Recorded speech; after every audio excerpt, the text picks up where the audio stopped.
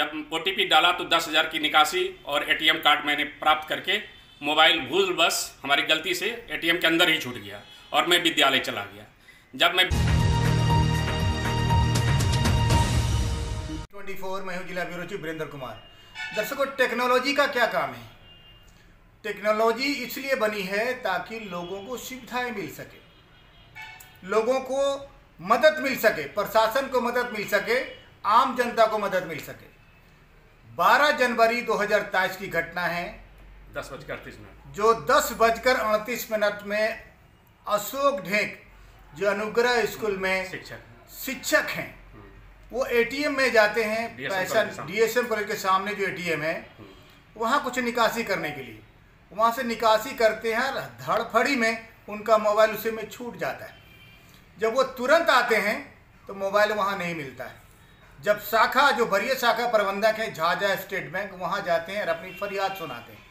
CCTV खंगाला जाता है, लड़के का चेहरा एकदम साफ नजर आता है। फिर ये झाझा के थाना अध्यक्ष के पास जाते हैं, वहाँ भी सुनवाई की फरियाद लगाते हैं, आवेदन लिया जाता है, सीसीटीवी का फुटेज लिया जाता है, लड़के का चेहरा साफ दिखाई पड़ता है, लेकिन किसी प्रकार की कोई गिरफ्तारी नहीं हो पाती। फिर ये टेक्नोलॉजी का क्या फ़ायदा है? फिर ये सीसीटीवी लगाने का क्या फ़ायदा है? जिस तरह सड़क पर सीसीटीवी लगा हुआ है, चाहे वो दिल्ली हो, मुंबई हो, कलकत्ता, अपराधी पाताल में भी छुपा हुआ होता है ना, तो पुलिस उसके गिरबान पर निश्चित रूप से हाथ डालती है और उसको खींच कर लाती है। लेकिन झाझा का प्रशासन कहीं न कहीं उनकी तलाश में होगा, लेकिन अभी तक गिरफ्तारी नहीं होने से अशोक ढेक जो वरीय शिक्षक हैं उनको निराशा हाथ लगी। हमारे साथ अशोक ढेक जुड़े, मैं उनसे जानना चाहूँगा क्या कुछ घटनाएं घटी थी। बने रहिएगा हमारे साथ।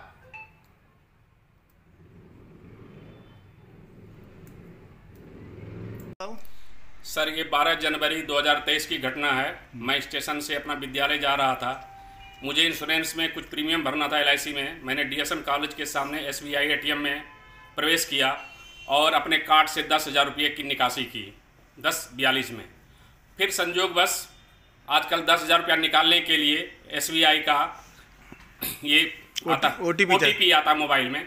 मैं इसी क्रम में झोला से अपना मोबाइल निकाला OTP देखने के लिए और वहीं रैक पर मोबाइल को रख दिया और जब OTP डाला तो 10,000 की निकासी और एटीएम कार्ड मैंने प्राप्त करके मोबाइल भूल बस हमारी गलती से एटीएम के अंदर ही छूट गया और मैं विद्यालय चला गया। जब मैं विद्यालय से अपने शिक्षक के द्वारा उस नंबर पर कॉल किया तो कॉल हो रहा था। मैं तुरंत टोटो पकड़ करके SBI ATM DSM कॉलेज के सामने आया, तब तक मोबाइल का स्विच ऑफ हो चुका था। मैं तुरंत आनन फानन में शाखा प्रबंधक स्टेट बैंक से मिला। उन्होंने बोले कि पहले जा करके आप थाना में सनहा दर्ज कराइए, उसके बाद हम आपको फुटेज कैमरा उपलब्ध कराएंगे। फिर मैं थाना में गया, बड़ा बाबू से मिला। बड़ा बाबू इंडोर्स किए शशिकांत सिंह को, जो SI हैं, और मेरे केस उनके हाथ में गया।